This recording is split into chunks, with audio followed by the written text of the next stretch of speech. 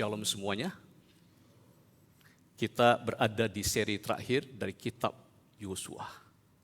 Mari kita membuka satu bagian firman Tuhan yang diambil dari Yosua pasal 14 ayat 6 hingga 15. Mari kita membaca secara bergantian.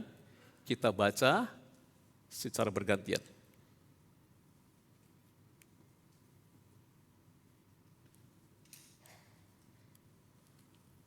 Ada trouble? Oke. Dari ayat yang ke-6 hingga ke-15. Saya baca ayat 6, Bapak Ibu Saudara baca ayat 7, dan kembali lagi ayat 8 saya. Baik. Bani Yehuda datang menghadap Yosua di Gilgal. Pada waktu itu berkatalah Kaleb bin Yefune orang Kenas itu kepadanya, "Engkau tahu firman yang diucapkan Tuhan kepada Musa abdi Allah itu tentang aku dan tentang engkau di Kades Barnea.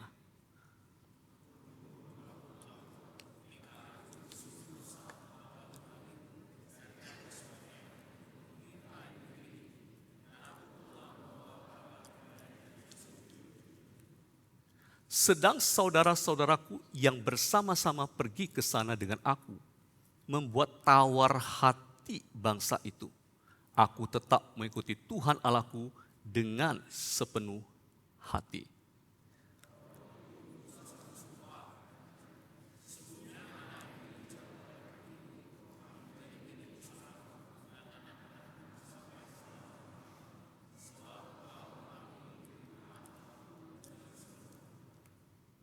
Jadi sekarang sesungguhnya Tuhan telah memelihara hidupku seperti yang dijanjikannya.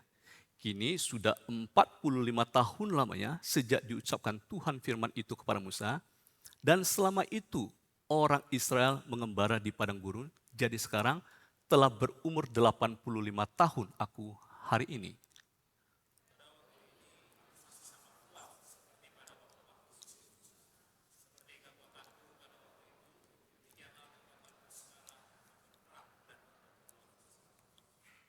Oleh sebab itu, berikanlah kepadaku pegunungan yang dijanjikan Tuhan pada waktu itu, sebab engkau sendiri mendengar pada waktu itu bahwa di sana ada orang Enak dengan kota-kota yang besar dan berkubu. Mungkin Tuhan menyertai aku sehingga aku menghalau mereka seperti yang difirmankan Tuhan.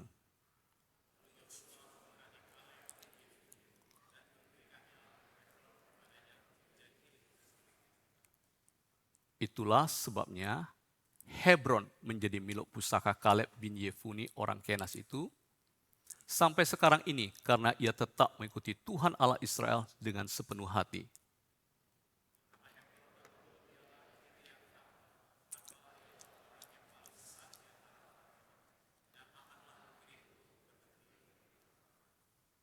Mengikuti Tuhan Allah dengan sepenuh hati.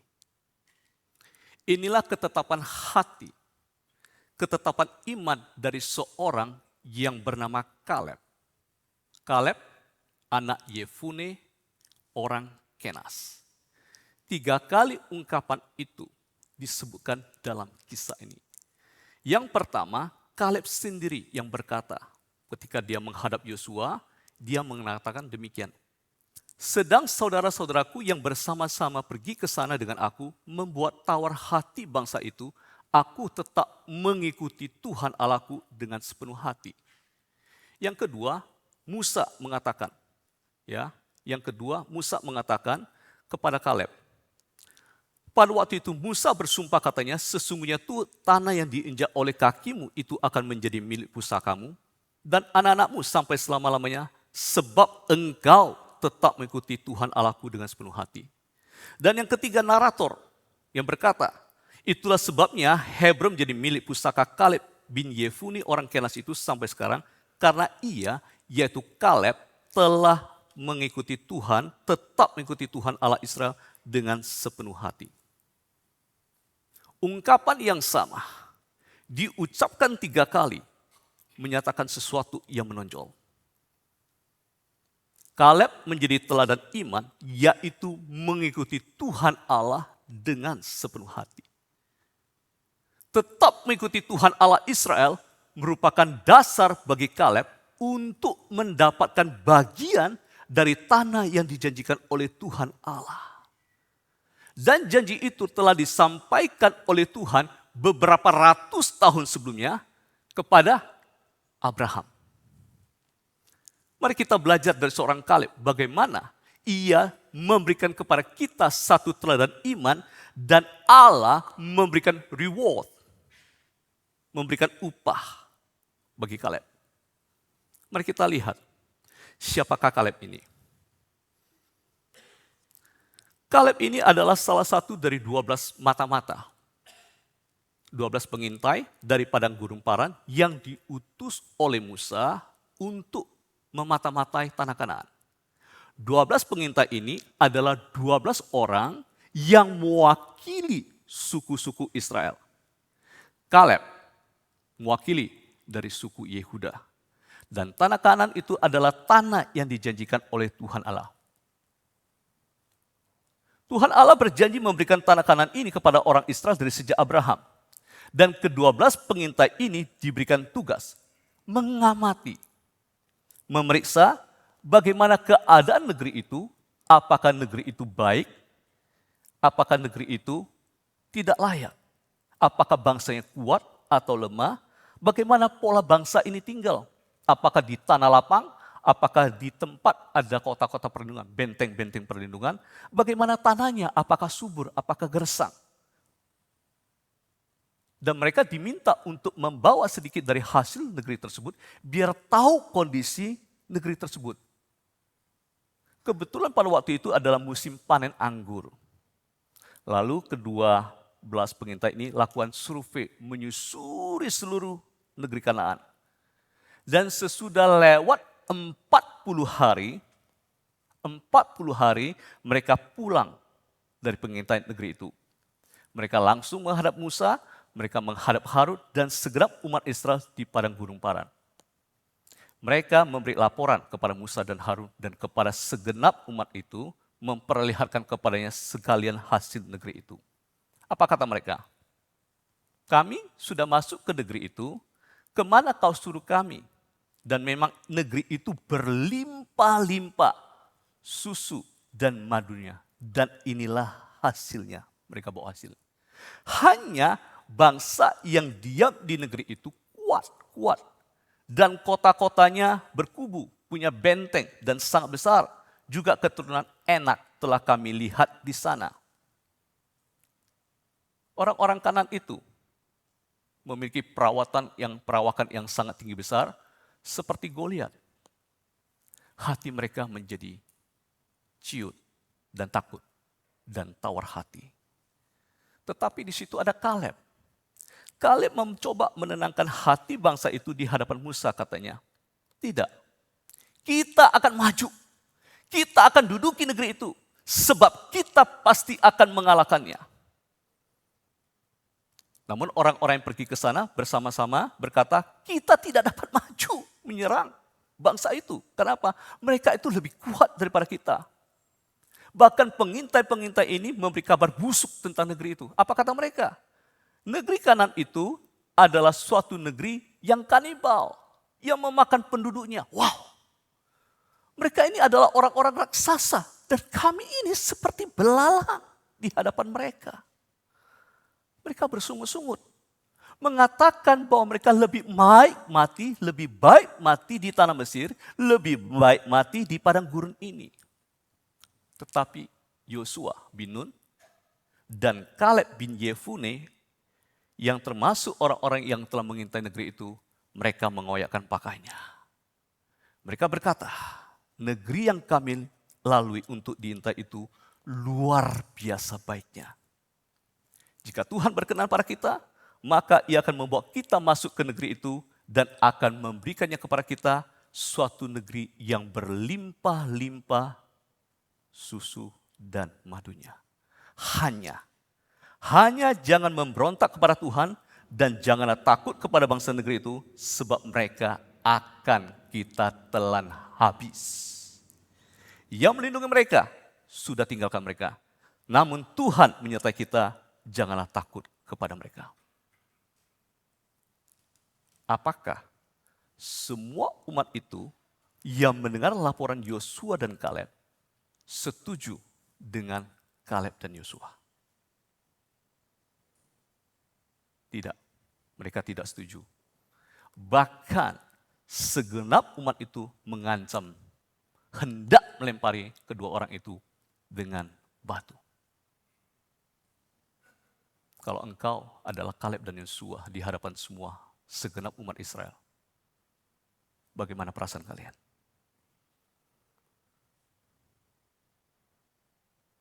Kaleb bersama Yosua adalah suara minoritas yang kecil dari total 12 suara dan dari segenap umat Israel. Tapi mereka memiliki iman kepada Tuhan. Mereka berani menyatakan kebenaran, menyatakan iman yang benar kepada Tuhan.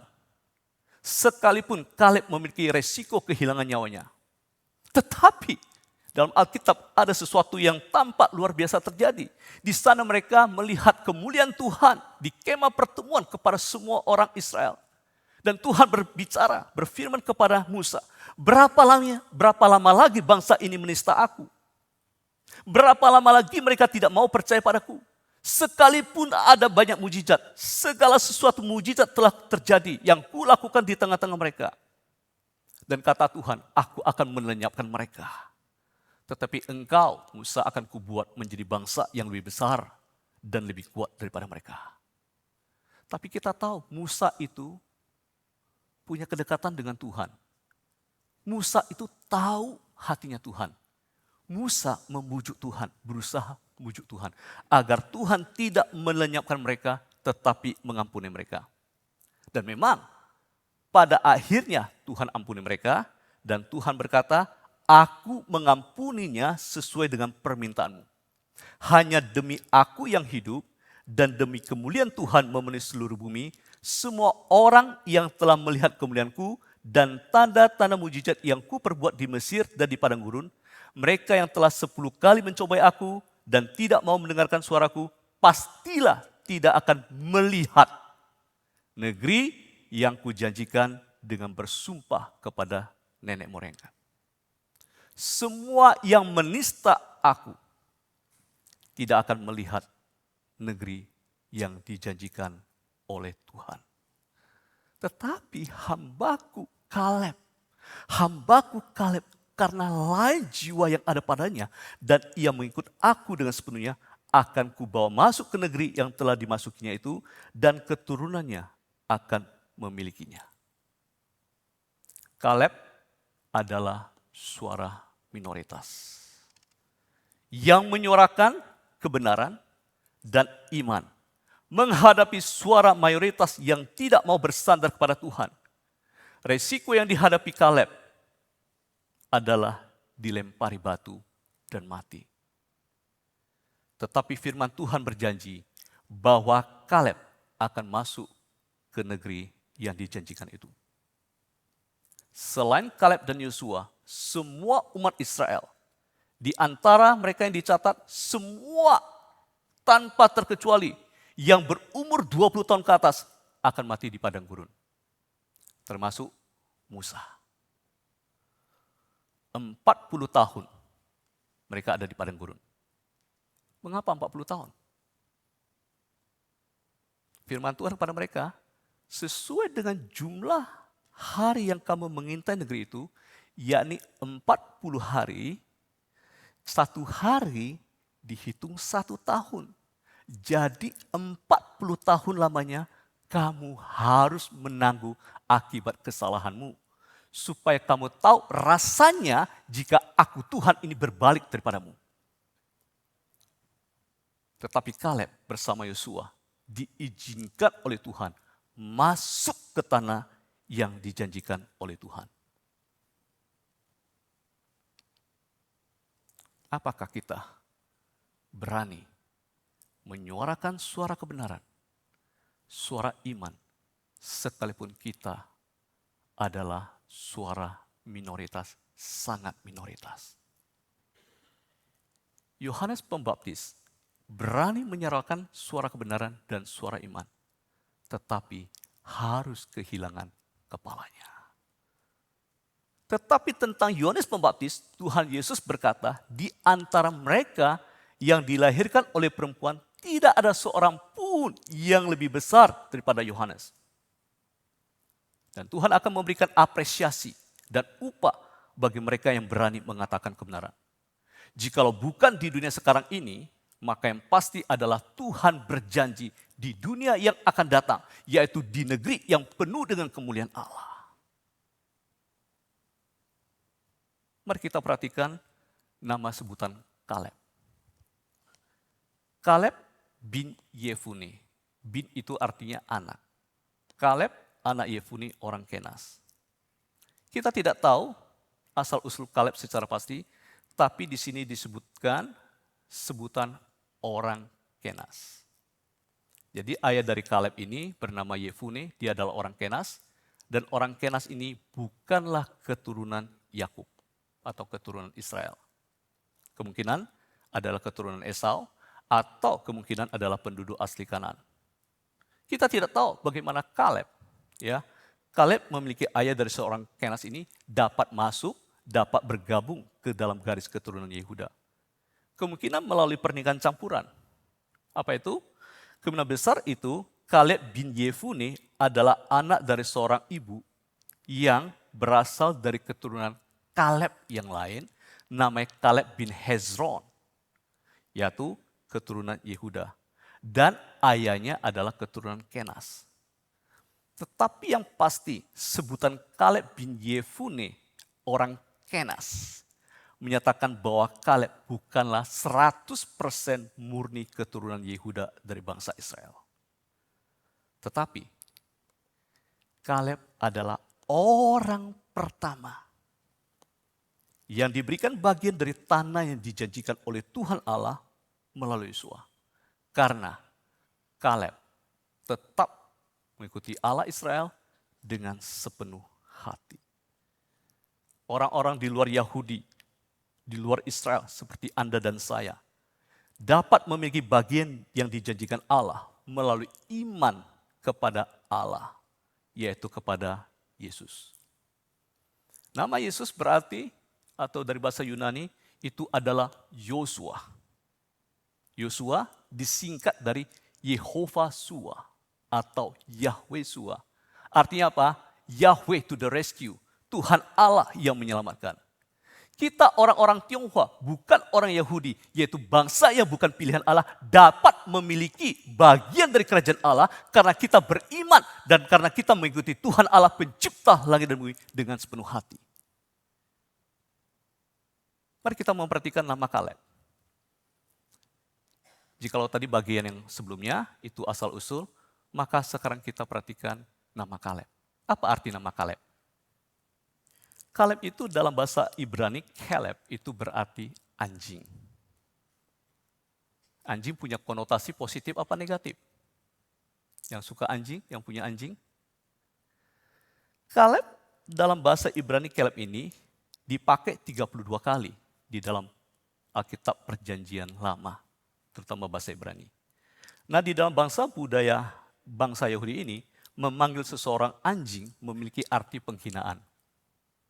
Saya rasa kita orang Tionghoa juga ya, kalau ngomong seseorang itu anjing berarti menghina itu ya. Karena anjing adalah binatang yang jorok. Joroknya di mana? Anjing itu akan kembali kepada muntahannya. Kalau kita lihat di dalam Amsal 26 ayat 11. Jadi yang dibuang itu dia jilat lagi. Anjing itu suka jilat apa? Darah dan luka. Ya, bahkan ekstrimnya dikatakan itu adalah sebutan lain daripada pelacur laki-laki. Mohon maaf. Karena apa? Intensitas nafsu seksualnya. Apakah ada mana positif dari seekor anjing? Apakah ada?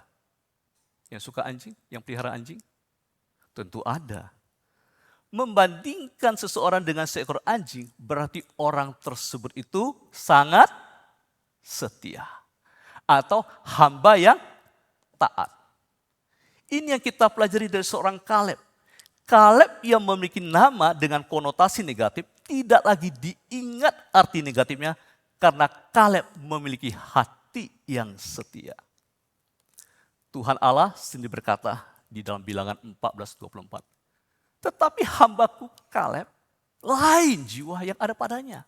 Lain. beda dengan yang lain. Dan ia mengikut aku dengan sepenuhnya. Dia akan kubawa masuk ke negeri yang telah dimasukinya, dan keturunannya akan memilikinya. Jiwa seorang Kaleb ini lain daripada yang lain. Hati Kaleb ini beda dengan yang lain. Manusia melihat apa yang di depan mata, tapi Tuhan melihat hati. Itu yang kita lihat dalam 1 Samuel 16 ayat 7. Kaleb itu beda hatinya. Ada seorang profesor perjanjian lama, namanya Profesor Gordon McConville mengatakan demikian. Terdapat kontras antara hatinya Kaleb yang sepenuhnya taat dan berani, dan hati orang-orang yang luluh mendengar berita tentang perlawan yang menakutkan. Tadi dikatakan mereka tawar hati. Nah, kata untuk hati, bahasa Ibrani, leb. Bahkan menggemakan nama Kaleb, yang meskipun secara harfiah berarti anjing, menjadi petunjuk bagi jenis hati yang disetujui oleh Allah. Hati yang disetujui oleh Allah. Kaleb, seekor anjing, telah menjadi simbol jenis hati yang disetujui oleh Allah. Sekalipun engkau dan saya mungkin dihina dan direndahkan karena latar belakang kita, karena asal-usul kita, atau karena status kita, tapi Tuhan melihat hati. Tuhan memberikan reward. Tuhan memberikan upah bagi orang yang memiliki hati yang disetujui oleh Allah. A kind of heart. K itu berarti kind, jenis. Leb itu hati. Kind of heart yang disetujui oleh Allah. Tuhan memberikan reward, upah bagi orang yang memiliki hati yang disetujui oleh Allah. Apa yang kita lihat dari Kaleb? Kaleb memiliki teladan iman yang tidak luntur. Di sini ada 4 kali kata sekarang. Di dalam bagian ini, Yosua 14 ayat 10-12, 4 kali sekarang. Sekarang lihatlah.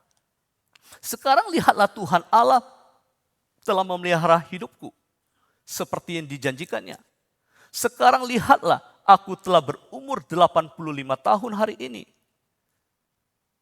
Namun hari ini pun aku masih sama kuat seperti pada waktu aku diutus Musa.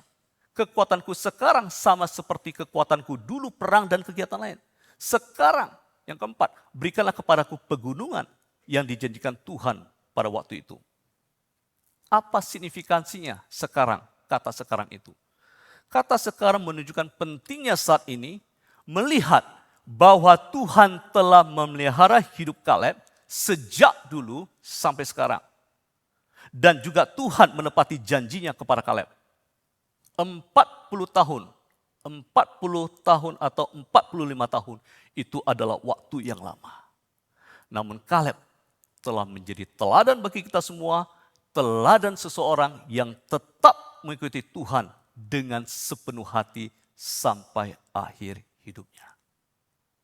Tuhan pasti memberikan reward. Tuhan pasti memberikan upah kepada kita yang setia dan taat mengikuti Tuhan dengan sepenuh hati sampai akhir hidup kita. Questionnya, pertanyaan adalah, apakah relevansinya hidup kita saat ini menurut kisah Kaleb di dalam kitab Yosua? Relevansinya apa? Surat Ibrani pasal 11 ayat 13 mengingatkan kita semua ini adalah orang asing. Kita ini pendatang di bumi ini. Dan Ibrani 13:14 mengatakan, sebab di sini kita tidak mempunyai tempat tinggal yang tetap atau negeri yang tetap. Kita mencari kota yang akan datang. Lebih jelas lagi, kita sedang menantikan tanah air surgawi yang akan datang. Kaleb adalah orang yang pertama dari kedua belas suku itu, orang yang pertama yang diberikan tanah yang dijanjikan oleh Tuhan Allah melalui Yosua. Karena apa? Karena Kaleb mengikuti Tuhan Allah dengan sepenuh hati sampai akhir hidupnya. Tuhan yang sama akan memberikan tanah surgawi yang dijanjikan kepada mereka yang mengikuti Tuhan Allah dengan sepenuh hati sampai akhir melalui Yosua sejati. Siapa Yosua sejati? Dia adalah Yosua Hamaseah. Siapa dia? Yosua Sang Mesia. Siapa dia? Yesus Kristus. Tuhan yang sama memberikan tanah surgawi yang dijanjikan kepada mereka yang mengikuti Tuhan Allah dengan sepenuh hati sampai akhir melalui Tuhan Yesus. Inilah kisah Kaleb di dalam kitab Yosua yang apply dengan kehidupan kita. Ada 2 pertanyaan reflektif untuk kita renungkan berkaitan dengan kisah ini. Yang pertama adalah, apakah saya berani menyuarakan iman dan kebenaran Allah sekalipun kita adalah minoritas? Dan yang kedua, apakah saya, Anda dan saya mau beriman kepada Allah dengan sepenuh hati sampai akhir hidup saya? Ingat upah.